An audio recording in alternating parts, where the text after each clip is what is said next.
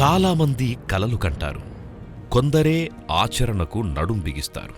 చాలామంది తెలివైన వాళ్ళు, సమర్థులే అయినప్పటికీ అడుగు ముందుకు పడదు. ఏం చేస్తే బాగుంటుంది, ఎలా చేస్తే బాగుంటుంది అన్న చర్చల దగ్గరే ఆగిపోతారు. కానీ కొందరుంటారు, ఊహలతో కాలక్షేపం చెయ్యరు, చర్చలతో కాలం గడిపెయ్యరు, సందేహాల ముసురులో చిక్కుకోరు, సమస్యల జడివానకు భయపడరు, సూర్యుడి కంటే ముందే నిద్రలేస్తారు. రన్ రన్ రన్, ఆ రోజుని జయించేందుకు పరుగులు తీస్తారు. జస్ట్ యాక్ట్, వడివడిగా నిర్ణయాలు తీసుకుంటారు. బీట్ ద బెస్ట్, లక్ష్యాలను దాటేస్తూ ముందంజ వేస్తారు.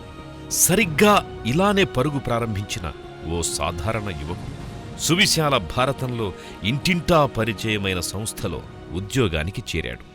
ఏ పని అప్పజెప్పినా, ఏ ప్రాజెక్టొచ్చినా హీఈస్ ద బెస్ట్ అనిపించుకున్నాడు.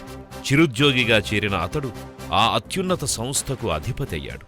మనస్సు పెడితే, కష్టపడితే ఓ మామూలు వ్యక్తి మహావ్యాపార సామ్రాజ్యానికి అధిపతి కావచ్చని నిరూపించిన నేటి నిజం నటరాజన్ చంద్రశేఖరన్.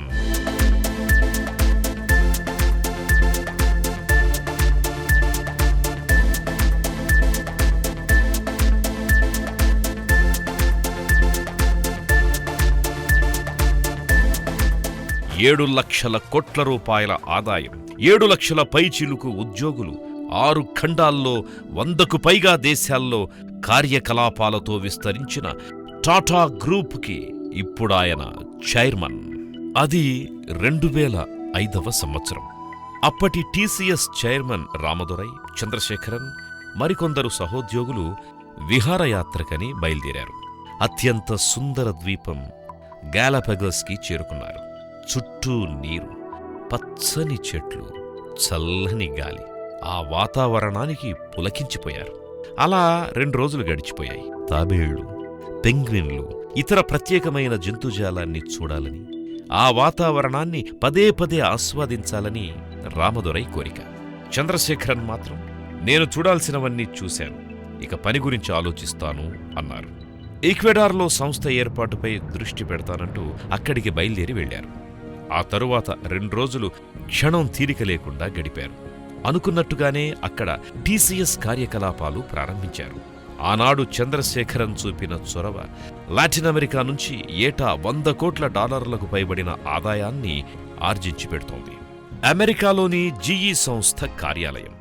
అక్కడ సమయం ఉదయం 9 గంటలు. కోర్సులో చేరాడు. ఈ నిర్ణయం తన జీవితాన్ని మలుపు తిప్పుతుందని అప్పుడతనికి తెలియదు.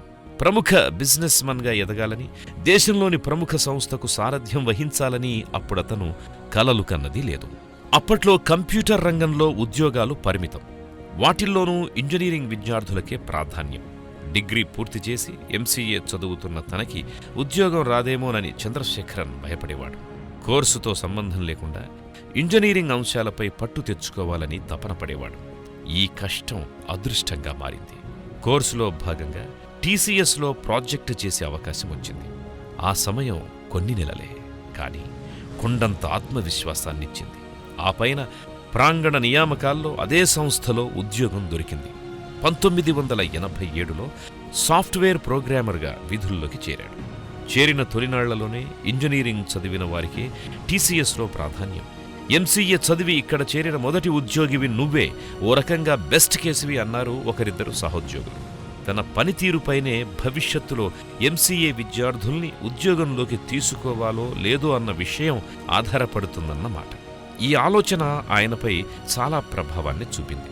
ఆ నమ్మకం చెడగొట్టకూడదని, అందరితో సమానంగా పనిచెయ్యాలని నిశ్చయించుకున్నాడు.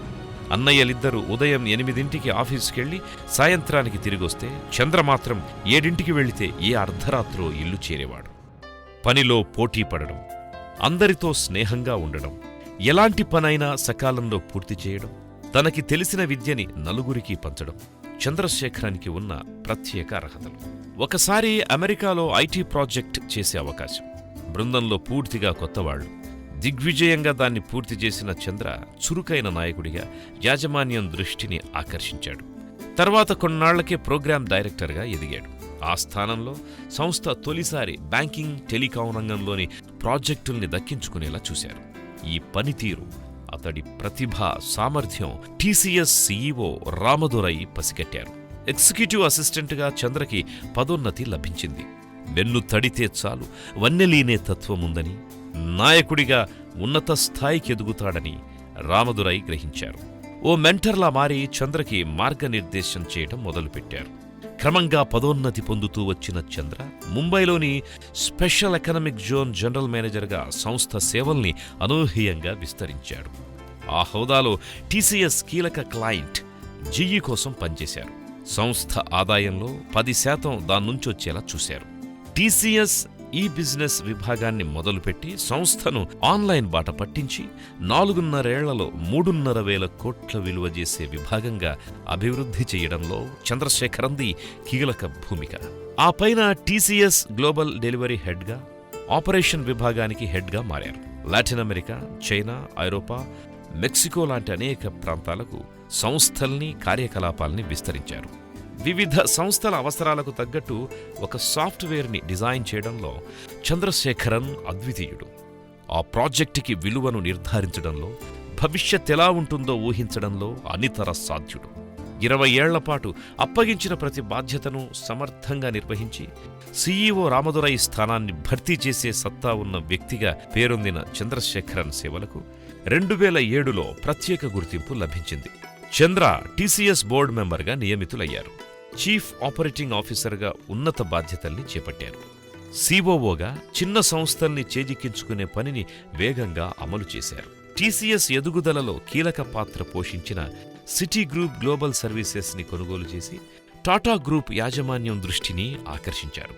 కెరీర్లో దూసుకెళ్తున్న సమయంలో ఆరోగ్యపరంగా చిన్న కుదుపు, వంశపారంపర్యంగా వస్తున్న మధుమేహం చంద్రలోనూ బయటపడింది. ఓ నిజమైన నాయకుడు సవాళ్లను స్వాగతిస్తాడు, ఆటుపోట్లను గెలుపు మెట్లుగా మార్చుకుంటాడు. ఇందుకు చంద్రశేఖరన్ మినహాయింపేం కాడు. స్కూల్లో, కాలేజీలో ఆటలకి అంతగా ప్రాధాన్యమివ్వని చంద్ర మధుమేహమొచ్చిన మరుసటి రోజు నుంచే తెల్లవారుజామున ముంబై సముద్ర తీరంలో పరుగు తీయడం ప్రారంభించాడు. అందరిలా మందులు వాడకుండా పరుగుతో మధుమేహానికి చెక్ పెట్టాలని నిర్ణయించుకున్నాడు. నెమ్మదిగా పరుగు తీయడంపై ఇష్టం పెరగడంతో మారథాన్లలో పాల్గొనాలన్న ఆసక్తిని పెంచుకున్నాడు. సరిగ్గా 3 నెలలు పూర్తి కాకుండానే 42 కిలోమీటర్ల ముంబై మారథాన్ని విజయవంతంగా పూర్తి చేశారు. పరుగు తీయడం ఓ పని అని, దానివల్ల సమయం వృధా అని చంద్ర ఏనాడు అనుకోలేదు. తన సంస్థలోని సిబ్బందికి ఆరోగ్యం ఎంత అవసరమో వివరించి చెప్పారు. మీరు ఉదయం కాసేపు పరుగు తీయండి అని ప్రోత్సహించారు. అలా వచ్చిన వారిలో ఒకరిగా కలిసిపోయి పరిగెత్తేవారు. కాసేపు సమయం చిక్కితే, సందర్భమనిపిస్తే ప్రతి ఒక్కరికీ ఓ లక్ష్యం ఉండాలి, దాన్ని సాధించే దిశగా నైపుణ్యాలు పెంచుకోవాలని ఉద్బోధించేవారు. Amsterdam, Boston, Chicago, Berlin, New York లాంటి నగరాల్లో మారథాన్లకు హాజరవుతున్నారు అంటే ఆయా ప్రాంతాల్లో సంస్థ కార్యకలాపాల పర్యవేక్షణ విస్తరణకు చంద్ర ప్రణాళికలు రచించినట్టే లెక్క. ఫిజికల్గా ఫిట్గా ఉన్నప్పుడే కెరీర్లో, జీవితంలో ఆనందంగా ఉంటారన్న చంద్ర ఫిలాసఫీ ఏ స్థాయిలో ప్రభావం చూపిందంటే ముంబైలోని సువిశాల టీసీఎస్ కార్యాలయంలో ప్రతి ఉదయం 2000 మంది ఉద్యోగులు పరుగులు తీసేంతగా. చంద్రశేఖరన్ సంథింగ్స్ యాజమాన్యానికి అర్థమయ్యింది. 2009లో రామదురై నిష్క్రమించారు. మరో ఆలోచనకు తావు లేకుండా టీసీఎస్ సీఈఓగా చంద్రకు బాధ్యతలు అప్పగించారు. అప్పుడతని వయస్సు 46 సంవత్సరాలు. వచ్చి రావడంతోనే తనకున్న సుదీర్ఘ అనుభవాన్ని రంగరించారు. సంస్థ కార్యకలాపాల్లో సమూల మార్పులకు శ్రీకారం చుట్టారు. 1000 మంది ఉద్యోగుల పనితీరుని ప్రతినిత్యం పక్కనుండి చూడడం, పర్యవేక్షించడం సాధ్యం కాదని, అది సరికాదని భావించారు. సీఈఓగా అంతకు మించిన విలువని టీసీఎస్కి జోడించాలి అనుకున్నారు. అందుకోసం 2 విధానాలను ప్రవేశపెట్టారు. ఒకటి, సంస్థను 60 విభాగాలుగా విభజించారు. ఒక్కో విభాగంలో 3 నుంచి 5,000 మంది ఉద్యోగులుంటారు. దానికి ఆదాయ లక్ష్యం $100 నుంచి $150 మిలియన్.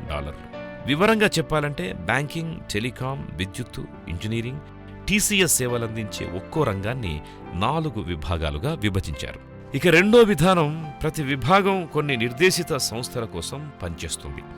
ఆ విభాగంలోని ఉద్యోగులు మేం ఫలానా సంస్థ కోసం పనిచేస్తున్నాం, వాళ్ల ప్రతినిధులం అన్నట్టు పరిచయం చేసుకుంటారు.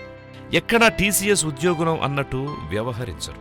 దీనివల్ల ఉద్యోగులు ఆయా సంస్థల్ని తమవిగా భావిస్తారు, సొంత పని అనుకుంటారు. క్లయింట్ సంస్థలకి ఉద్యోగులకి మధ్య సత్సంబంధాలేర్పడతాయి. ఆయా సంస్థల విస్తరణకు తగ్గట్టు సేవలనందించి ఆదాయం పొందే మార్గాలను అన్వేషించడం ఈ విభాగాల పని. ఈ విషయంలో ఆయా విభాగాలకు తగినంత స్వేచ్ఛ ఉంటుంది, పనితీరుకు ప్రోత్సాహముంటుంది. చంద్ర చేసిన ఈ మార్పు సూపర్ హిట్ అయింది. ఉద్యోగులు ఉరిమే ఉత్సాహంగా మారారు. కొత్త క్లయింట్లొచ్చి చేరారు. ప్రాజెక్టులు వేగంగా అమలయ్యాయి. సంస్థ ఆదాయాలు భారీగా పెరిగాయి.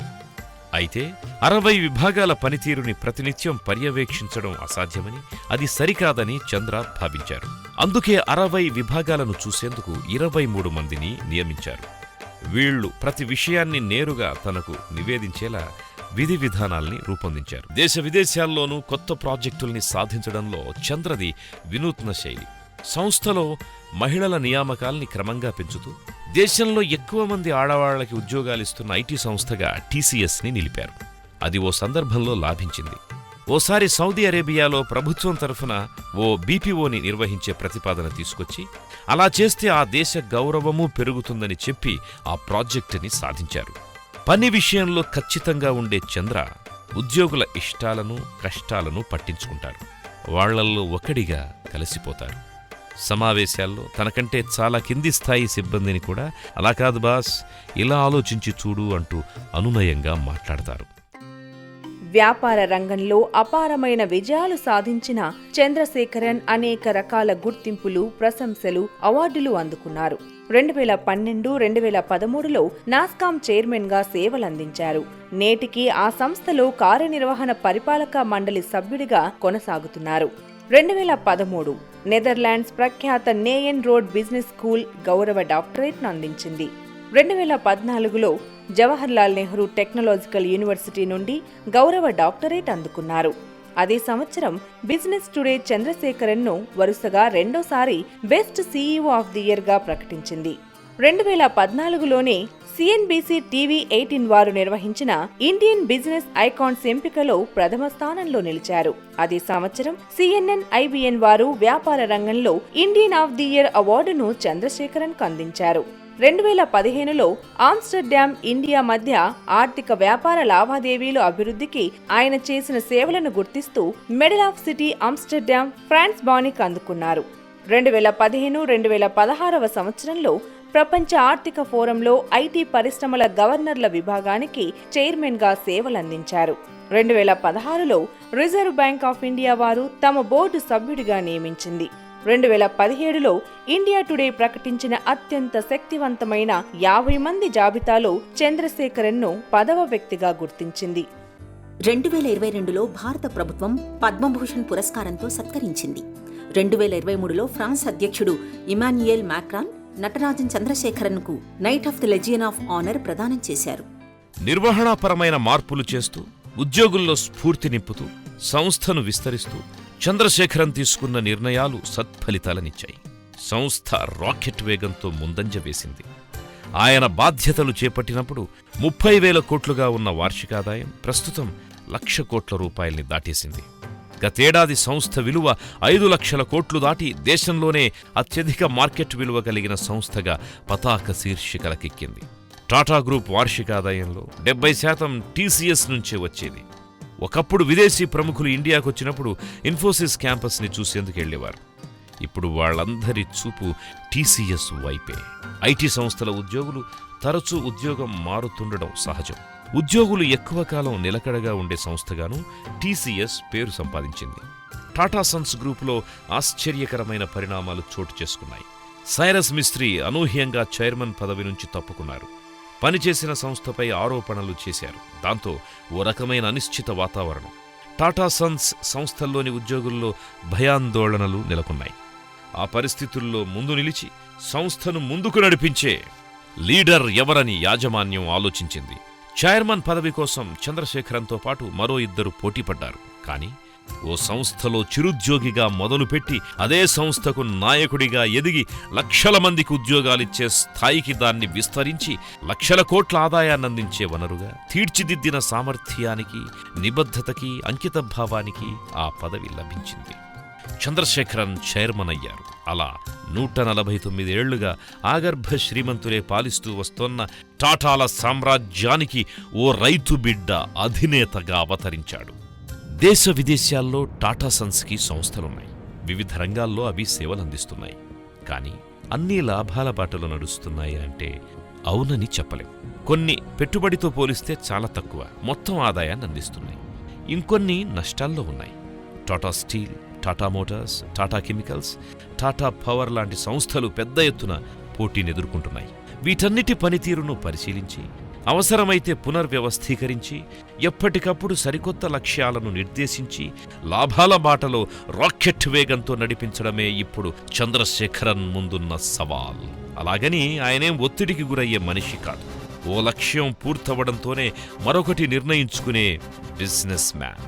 ఉన్న వనరుల్ని పెంచుకుంటూ అత్యున్నత స్థాయి విజయాలను సాధించే లీడర్. ఎప్పటిలానే పొద్దున్నే పరుగులు తీస్తారు, పగలంతా ఆఫీసు పనులు చూసుకుంటారు.